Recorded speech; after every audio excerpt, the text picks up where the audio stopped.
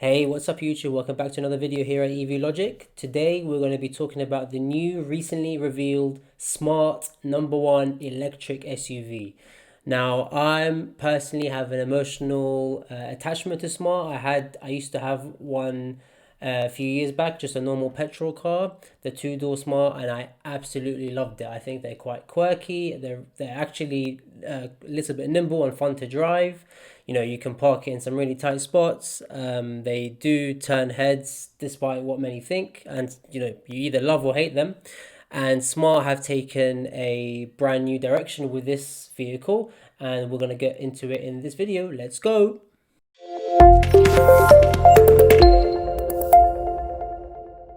So this is the all new number one smart SUV, which marks the transition of Smart into a fully electric brand.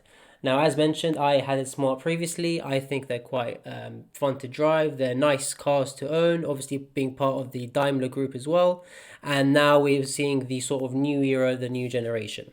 So this Smart number one, yes, it is with a hashtag one, is based on this new all-electric architecture from Geely called SEA or C, and this will underpin Smart's forthcoming new range, while the actual number one with the hashtag sets the template for the brand's future design direction. So it's going to go, hashtag one, two, three. It's going to be all numbered, and it will position the products chronologically rather than by size or sector. So I think that's, it's pretty straightforward to understand. It's the same way how you had the iPhone over the years, 3GS, 4, 5, 6, 7, etc. So at launch, this will get a 66 kilowatt hour battery with a claimed range of 273 miles, which is pretty respectable, to be honest, considering the size of the car.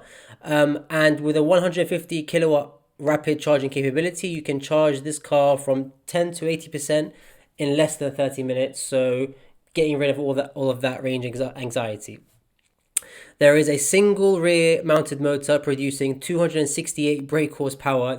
I can't, when you think about that speed for a smart car, my smart, I'm pretty sure, was 100 brake at the time, and I found that obviously, okay, it's slow, but for in-town city driving, you're barely, especially in London, which is when I was at the time when I had the car, you're not gonna put more. And then to think that a smart is gonna have 200 over 260 brake is just ridiculous, and a top speed of 112 miles per hour.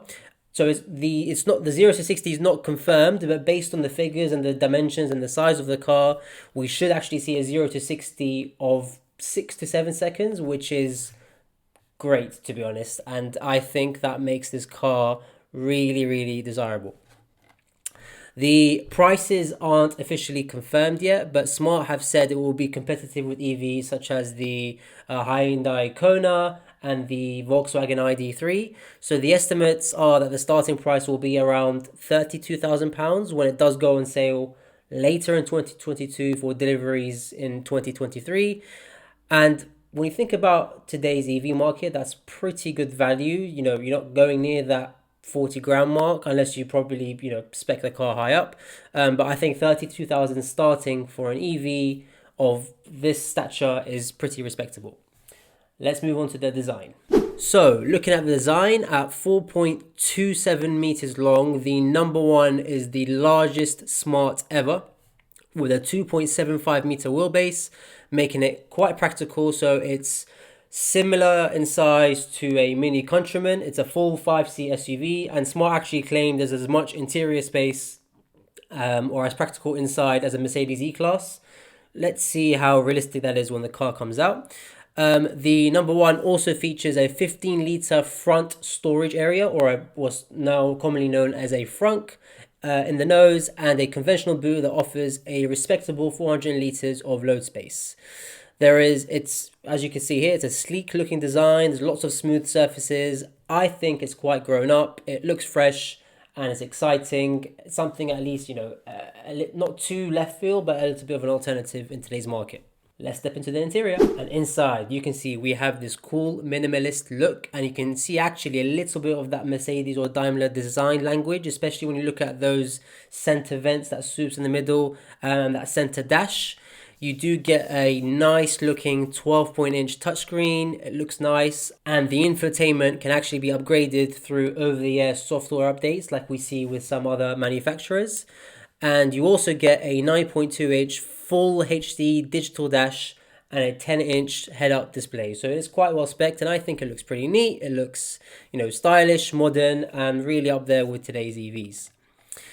Level 2 autonomous driving capability comes as part of an advanced driver assistance system package. So this will offer you, the usual stuff that you get, such as adaptive cruise control with stop and go technology, lane keep assist, blind spot monitoring, highway and traffic jam assist, automatic parking even, and some adaptive high beam headlights.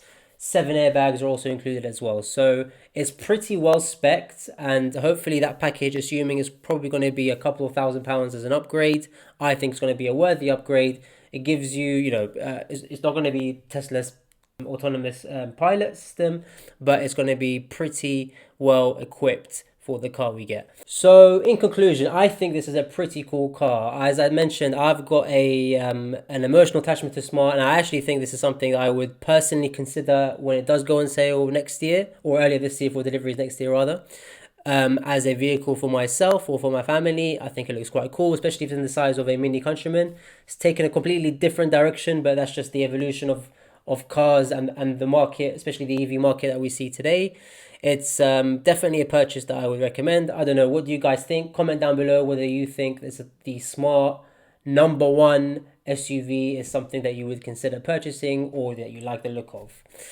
Thanks for watching, and as always, I know I mention this every video, but it really would help the channel and it helps me to get more content out. Please, please, please do give this video a thumbs up. Subscribe if you haven't already. Leave any comments you have down below in terms of the design of the car. Would you buy one? What do you think? How it compares to a Mini Countryman, for example. And as always, I will see you guys next week. Peace out.